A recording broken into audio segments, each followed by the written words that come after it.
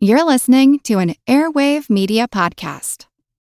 What's something you learned in history class that you feel like wasn't the whole truth? Better yet, what's something you didn't learn at all that was omitted completely? That's what I like to call redacted history. My name is Andre White, the host of the Redacted History Podcast, the place where history's forgotten events, heroes, and villains get their story told, one episode at a time. The Redacted History Podcast. Real history never dies. Stream the Redacted History Podcast on Apple Podcasts, Spotify, or wherever else you get your podcasts.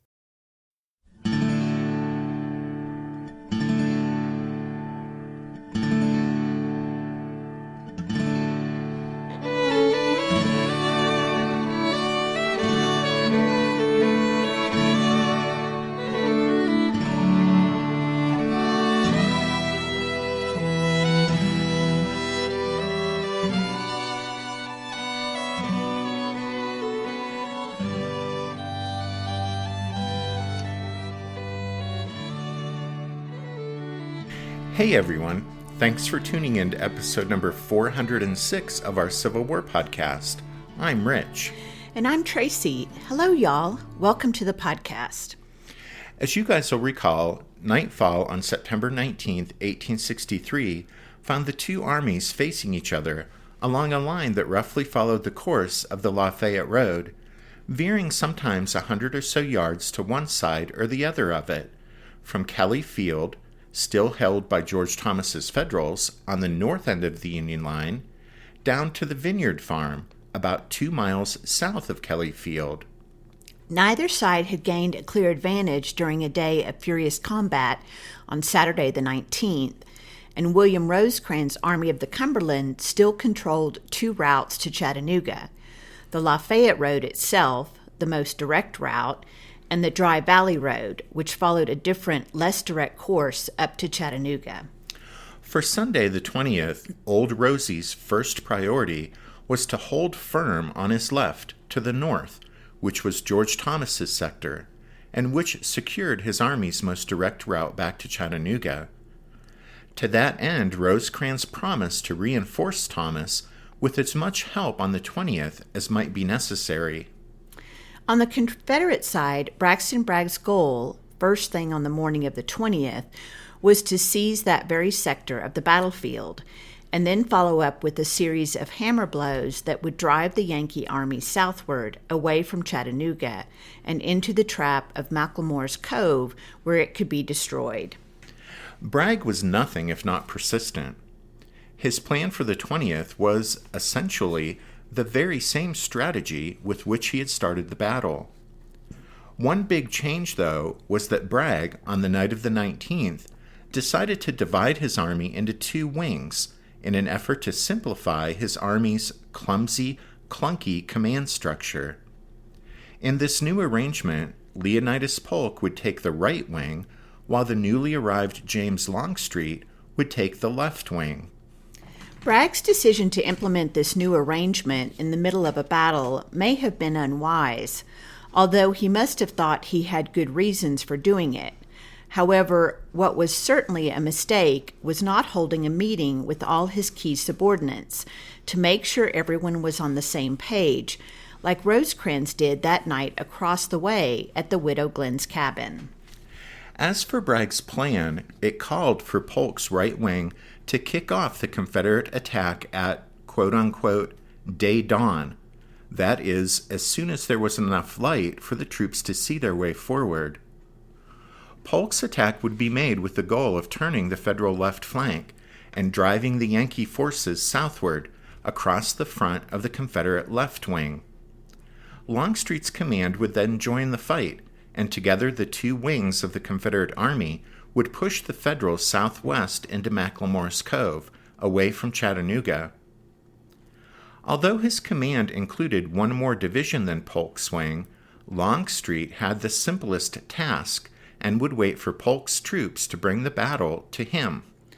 According to Bragg's plan, Polk's rightmost or northernmost division would initiate the battle at day dawn on the morning of the 20th, and then other divisions would join the fight sequentially from right to left, that is, from north to south, until the entire Confederate army was engaged. Sunrise on the morning of Sunday, September 20th, 1863, was at 5:47 a.m. Dawn revealed a heavy frost and thick fog across the landscape of the battlefield.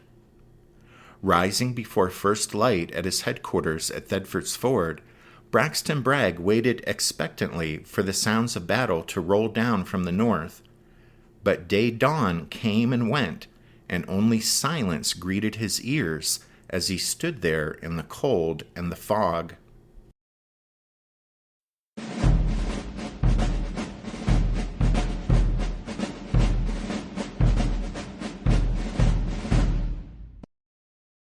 At first light on the morning of the 20th, Braxton Bragg simply couldn't understand why there was only silence from the northern part of the battlefield. He had talked to Polk the night before, and Polk had clearly understood his orders to initiate the Confederate attack at day dawn. What could possibly have delayed him?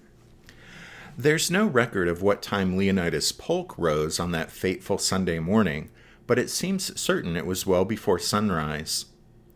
Upon awakening, Polk discovered that the courier bearing the attack orders for D.H. Hill had been unable to find him. There's no record of Polk's reaction to this unwelcome news, but the Bishop General would have had to be a saint if a few choice words didn't escape his lips at that moment. At any rate, quickly springing into action, Polk directed that new orders be written up and taken directly to Hill's division commanders, Major Generals Patrick Cleburne and John C. Breckinridge. Timed 5:30 a.m., the orders told Cleburne and Breckinridge to, quote, move upon and attack the enemy so soon as you are in position, end quote. And this time, no enlisted couriers were to be used. Instead, the messages were entrusted to Captain Frank Wallace of Polk's staff. Besides delivering the orders to Hill's subordinates, Polk also told Wallace to notify the commander of the next division in line, Major General Benjamin Cheatham, of the delay in the start of the attack. Finding Cheatham relatively easily, Wallace let him know what was going on, then rode off to Cheatham's right in search of Cleburne and Breckinridge.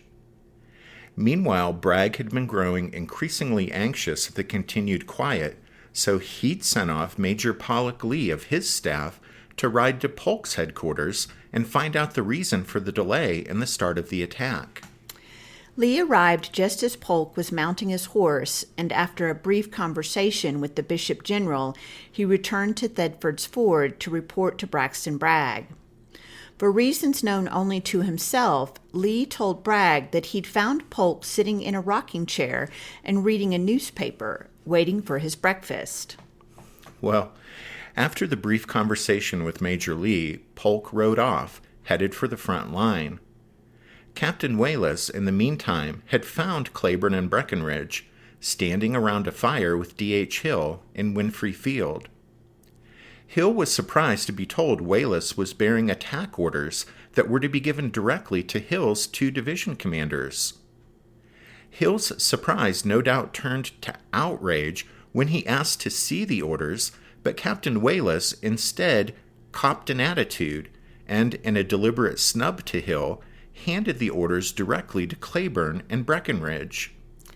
Well, Cleburne and Breckinridge, understandably, quickly passed the orders over to Hill. One of the division commanders suggested the attack should be delayed since just then rations were being distributed to the troops, and Hill agreed. D.H. Hill obviously felt no sense of urgency about Polk's orders, which, in his defense, said nothing about a daylight start, but rather said the attack should be made as soon as the troops were in position.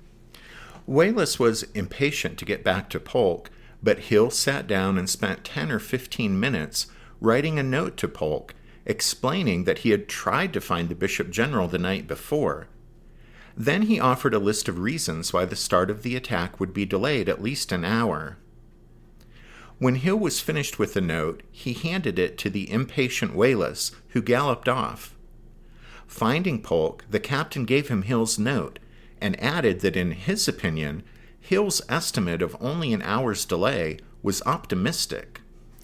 Leonidas Polk continued riding forward to talk to Hill himself, and upon reaching Winfrey Field, listened as Hill reiterated the reasons he needed to delay the start of the attack. After hearing him out, Polk, rather than push for an immediate start to the assault, reluctantly agreed to a delay. As the fog began to burn away and the ringing of axes could be clearly heard from the Federal lines, Polk rode away. Leonidas Polk soon met Braxton Bragg, who had decided to ride forward himself after hearing Major Lee's false report that Polk was just sitting at his headquarters doing nothing.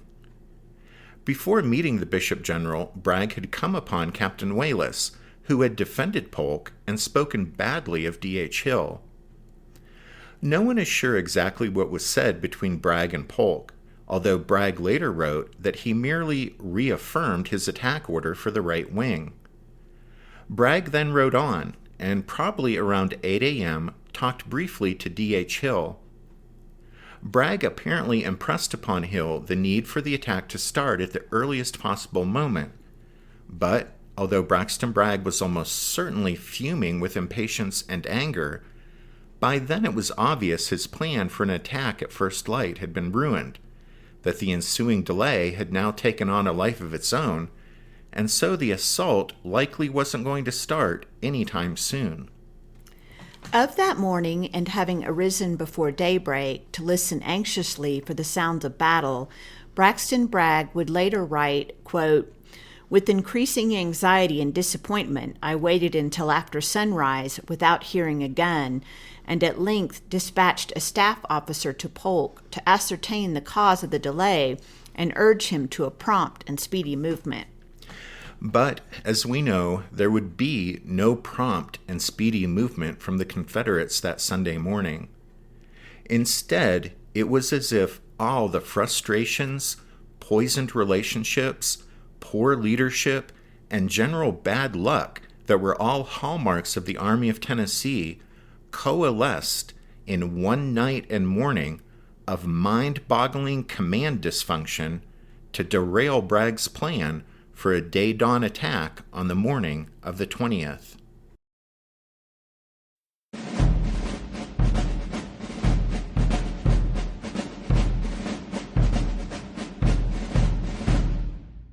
Did archaeologists discover Noah's Ark? Is the rapture coming as soon as the Euphrates River dries up? Does the Bible condemn abortion? Don't you wish you had a trustworthy academic resource to help make sense of all of this? Well, I'm Dan Beecher, and he's award-winning Bible scholar and TikTok sensation Dr. Dan McClellan, and we want to invite you to the Data Over Dogma podcast, where our mission is to increase public access to the academic study of the Bible and religion, and also to combat the spread of misinformation about the same. But, in a fun way. Every week we tackle fascinating topics, we go back to source materials in their original languages, and we interview top scholars in the field. So whether you're a devout believer, or you're just interested in a clear-eyed, deeply informed look at one of the most influential books of all time, we think you're going to love the Data Over Dogma podcast. Wherever you subscribe to awesome shows.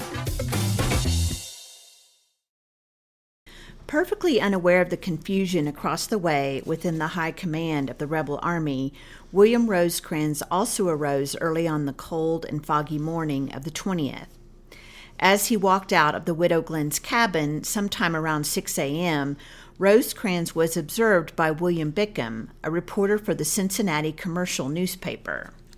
Rosecrans, an unlit cigar clamped between his teeth, walked over and stood near Bickham by a campfire in the yard. Neither man spoke.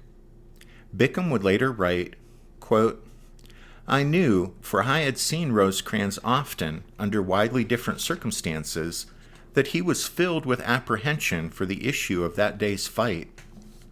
Rosecrans is usually brisk, nervous, and powerful of presence, and to see him silent or absorbed in what looked like gloomy contemplation filled me with an indefinable dread." The moment must have been brief, for within minutes Rosecrans mounted his horse and, along with his staff, trotted off. Unlike Bragg, who waited at his headquarters until circumstances forced him to get out and about, Old Rosie rode his lines that morning, checking them and making adjustments.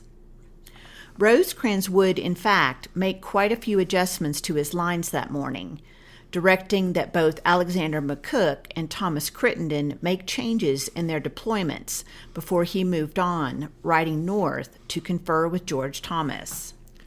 Last night, after his return from the command meeting at Army headquarters, Thomas had discovered that the position held by Absalom Baird's division on his left didn't reach up to the Reed's Bridge Road as Thomas intended. Knowing how critical it was to hold that road if the Army's connection to Rossville and beyond to Chattanooga was to be maintained, Thomas wanted to stretch his lines far enough to protect the road junction in the vicinity of John McDonald's modest log home. One of Thomas's divisions, commanded by Major General James Negley, had been detached for the past 2 days, first to guard the crossing of Chickamauga Creek at Glass's Mill, then most recently to fill a gap in McCook's sector of the lines. Wishing to reunite all the elements of his corps and at the same time stretch his lines northward to cover the Reed's Bridge Road, George Thomas sent a message to Rosecrans at 6 a.m. asking for Negley's return. Rosecrans probably didn't receive that initial request before he left the Widow Glenn's cabin, but when he found Thomas in the vicinity of the McDonald home, Thomas forcefully pled his case for Negley's return. Rosecrans was persuaded by Thomas's argument, and at 6:30 he dictated a message to Negley ordering him to march north and rejoin Thomas at once. 5 minutes later, Rosecrans also dictated a message to McCook, explaining Negley's new orders and instructing McCook to fill Negley's place in the front line with another unit. Those orders set in motion a chain of events that would ultimately result in disaster for the Army of the Cumberland that day. Having no way of knowing that, of course, and having satisfied himself that Thomas had things under control, Rosecrans rode back south. Thomas, for his part, dispatched a series of couriers to guide and to hurry Negley along. As it turned out, William Rosecrans and George Thomas wouldn't meet again until the battle was over.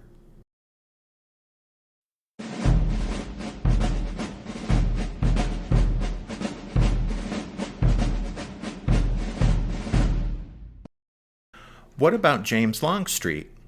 Well, as you guys will recall, when last we left him, he was bedded down near Thedford's Ford, trying to get a few hours' sleep after an exhausting day of riding the rails to North Georgia, and then trying to find Bragg's headquarters on the Chickamauga battlefield.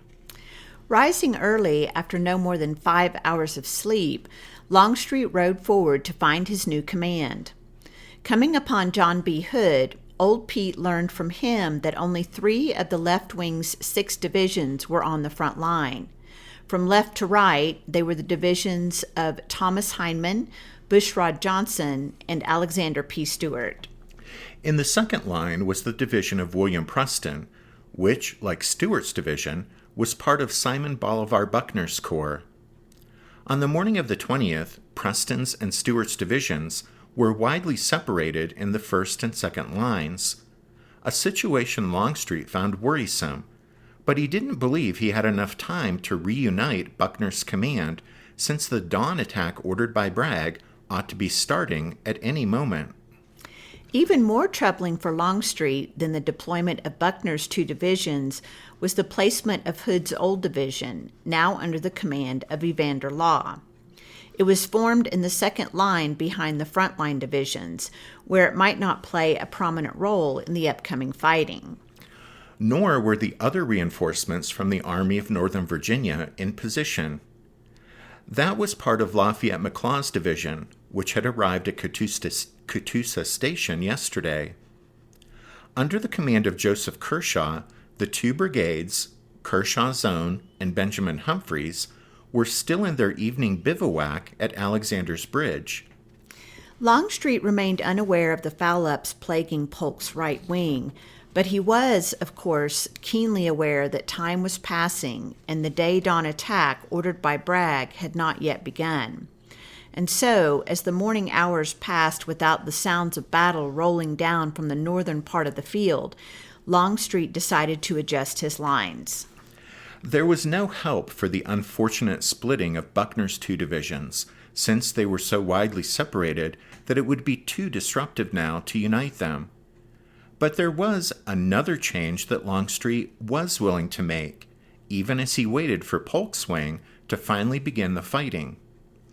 You see, Old Pete wanted to place Law's troops in the front line, with Kershaw's men in close support. Longstreet, of course, knew these units very well, and he considered them to be some of the finest assault troops in any Confederate army. So it's perfectly understandable that James Longstreet, newly arrived on the Chickamauga battlefield and completely unfamiliar with 4/6 of his new command, would wish for these veteran units from the Army of Northern Virginia to be able to take a leading role in the upcoming attack. And so Longstreet ordered Stuart in the front line to shift his division north several hundred yards, which would open a gap in the front line, and Law's brigades would advance into that gap. Kershaw's troops would close up behind Law, and presto changeo, Longstreet would have those men from the Army of Northern Virginia in position to take a leading role in the upcoming attack. While all of that sounded good in theory, in reality, things didn't go like Longstreet hoped. Because as Stuart's division sidestepped to the north, Bushrod Johnson, who had the next division in the front line, noticed the widening gap between his right and Stuart's left. Since no one had bothered to tell Bushrod Johnson what was going on, he, knowing only that he couldn't allow a hole to develop in the Confederate line, dutifully sidestepped his own right to the north to maintain contact with Stuart. That meant there was no gap in the front line after all, and so no space for Law's troops to advance into the front line as Longstreet intended. As a result of this mix-up, Law's men remained behind Bushrod Johnson's troops, with Kershaw's two brigades closed up behind Law. All of this was apparently unknown to Longstreet, who had turned his attention to other matters. And, spoiler alert, but not only did this leave matters with the left wing not as Longstreet intended them to be, but it also will cause unintended, unfortunate complications for Polk's right wing, since, unknown to anyone, when Stuart sidestepped northward, instead of simply connecting with the flank of Cleburne's division in Polk's wing, Stuart had moved so that part of his line was actually now in front of Cleburne's troops. None of this was apparent to anyone at the moment, but what it meant was that when Polk's wing finally did start the big attack, part of Cleburne's division would advance and find, much to their chagrin, that Stuart's men had basically blocked them.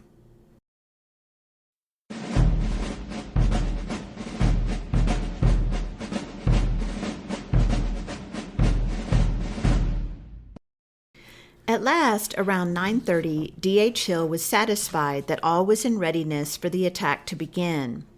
The troops had been fed, some adjustments had been made to Breckinridge's and Cleburne's lines, and scouts had discovered that the Yankee line didn't extend north of the Reed's Bridge Road. Unfortunately for the Confederate cause, it had taken time to accomplish those necessary tasks, and it was now a good 4 hours after Braxton Bragg had intended for Polk's wing to kick off the attack. And during those 4 hours, George Thomas's Federals had been busy fortifying their lines around Kelly Field. While the Confederate troops had waited for their generals to sort things out, Thomas's Yankees were far from idle on that chilly Sunday morning. While the rebels passed the time, the ominous sounds of ringing axes had carried clearly on the air as the Federals in and around Kelly Field hastily constructed breastworks along much of their line. These fieldworks weren't elaborate, or even ordered by senior officers. Instead, starting at daybreak, the Federal infantry holding Thomas's line began piling up logs, fence posts and rails, and even rocks, after sensibly concluding on their own that even a little protection in the coming fight would be better than none. The infantry lacked tools, but many managed to borrow axes from the artillery batteries, where such items were standard issue. Accounts don't agree about where this initiative started, but by mid-morning, Thomas's entire line around Kelly Field was the stronger for it, and the price paid by the rebels of Polk's wing for the delay would be a dear one. The fact that Thomas's Federals would be fighting from behind these hastily constructed breastworks in the upcoming combat would prove enormously important, both to the length of the opposing casualty lists and to the ultimate outcome in this sector. At first light, not all of Thomas's troops had even been in position yet to receive an assault, and one of his division commanders later admitted that if the Confederates had struck at dawn, quote, "the battle would not have lasted an hour. We would have gone to Chattanooga on the run." However, that statement actually misses the magnitude of the lost rebel opportunity, because if Thomas's lines had been broken by a Confederate day-dawn attack early that morning, a fair portion of the Yankee army wouldn't have gone back to Chattanooga on the run, but would instead have been pushed southward by the rampaging, victorious rebels. By 9:30, though, all of that was already in the realm of what might have been, because by 9:30, Thomas's Federals were still vulnerable to the north, where there weren't enough troops to defend all the ground George Thomas wished to in the direction of the Reedsbridge Road. But everywhere else along Thomas's lines, in and around Kelly Field, the Yankees were ready behind their log and rock breastworks.